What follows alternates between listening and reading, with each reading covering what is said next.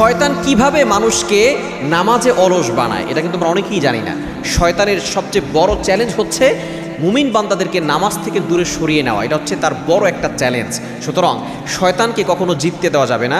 আমরা আল্লাহর ইবাদত করে আমরা আল্লাহর জান্নাতে যেতে চাই, শয়তান আমাদেরকে জাহান্নামে নিতে চায়। এই শয়তান কিভাবে মানুষদেরকে নামাজের সময় অলস বানিয়ে দেয়? নাম্বার ওয়ান, এক নাম্বার হচ্ছে শয়তান ওয়াসওয়াসা দেয়, কুমন্ত্রণা দেয়। শয়তান আমাদের মনের ভিতরে, আমাদের মাথার ভিতরে বিভিন্ন চিন্তা, বিভিন্ন কাজের কথা মনে করিয়ে দেয় যখন নামাজের সময় আসে। এভাবেই কিন্তু শয়তান আমাদেরকে নামাজ থেকে অলস বানায়। এক নাম্বার হচ্ছে শয়তানের কুমন্ত্রণা, এবং এর থেকে বাঁচার উপায় কি সেটা আমি বলে দিচ্ছি।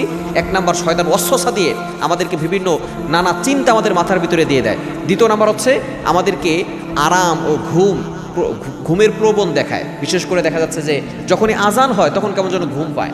বিশেষ করে ফজরের সময় দেখবেন আজান হচ্ছে আর আপনার কেমন যেন ঘুম আরও বেশি জাগ্রত হচ্ছে। সারা রাত ধরে ফোন যে ইউজ করে তখন কোনো সমস্যা হয় না, যখনই আজান হয় তখনই তার কাছে ঘুমটা প্রিয় মনে হয়, তখন মনে হচ্ছে যে এখন আরামের সময়।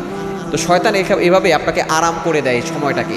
এই জন্য দেখা যাচ্ছে যে আপনার কাছে মনে হচ্ছে যে এখন যদি একটু ঘুমাইতে পারতাম বেশি ভালো লাগতো নামাজ না পড়ে। এবং তিন নাম্বার যেটা শয়তান করে সেটা হচ্ছে এখন না পরে পড়বো। এই যে একটা ওয়াসওয়াসা দিয়ে ধোকা দিয়ে মানুষকে নামাজ থেকে দূরে সরায় এবং নামাজে অলস বানায়, সেটা হচ্ছে এখন না পরে পড়ব, আজ না কাল করব।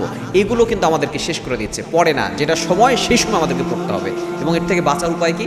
যখনই আপনি দেখবেন আজান হচ্ছে আপনি আউযু বিল্লাহি মিনাশ শাইতানির রাজিম পড়বেন এবং সাথে সাথে আয়াতুল কুরসি পড়ে নেবেন এবং আপনি একেবারে প্রবল ইচ্ছা করবেন যে আমি ওযু করে আমি আল্লাহর ইবাদত করব, সেটা যা হওয়ার হোক। এজন্য যদি আপনি এটা করতে পারেন তাহলে শয়তানের কুমন্ত্রণা থেকে আপনি বাঁচতে পারবেন, ওয়াসওয়াসা থেকে আপনি বাঁচতে পারবেন, শয়তান আপনাকে অলস বানাতে পারবে না, আপনি আল্লাহর ইবাদত পরিপূর্ণভাবে করে আল্লাহর জান্নাতে চলে যেতে পারবেন।